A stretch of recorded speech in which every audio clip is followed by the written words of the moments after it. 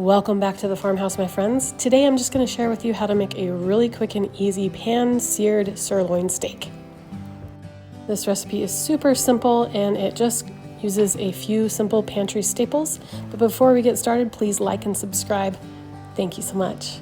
So I start this recipe with 2 sirloin steaks. These are from the butcher that we got with our half a beef when we bought that. So they're actually bigger than what you'll usually get in the store. In fact, I'm using 2 of these to serve 5 people dinner tonight. But they are about 3/4 inch thick, which is standard when you buy a sirloin steak at the store. They'll be about 3/4 inch to an inch thick. And that's what you need to watch for how long it takes you to cook through to the correct doneness. So the first thing I do is pat them dry with a paper towel. Then I'm going to rub them with some coarse salt, coarse pepper, and some dried minced garlic on both sides and pat that in good so that the seasoning sticks to the steaks as much as possible.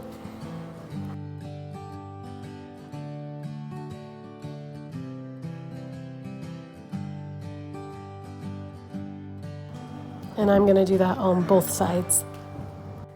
While I'm seasoning my steaks, I am preheating my cast iron skillet over medium-high heat, and I've sprayed it with avocado oil because it has a very high burn point. I think it's like 500 degrees. And then I'm going to cook one steak at a time and put that down into my hot cast iron skillet and let that sear on one side for a couple of minutes until it's nice and golden brown. This usually takes about 2 minutes. 2 to 3 minutes per side. And I am cooking to a medium steak. So at the serving temperature of the steak, when it's fully done, will be 145 degrees about. So after the steak has been searing for a few minutes, I kind of checked it before I flipped it and made sure it was nice and brown.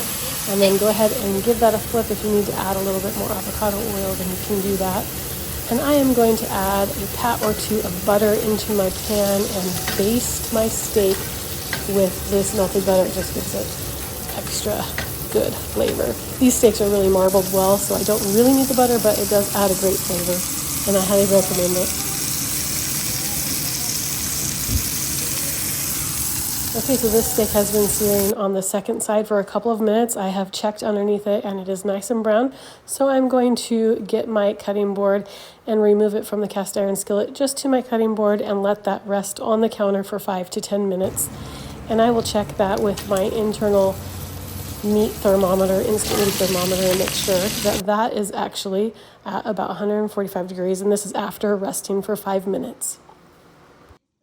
So it looks like this is done perfectly. And let's give it a slice and see what it looks like inside.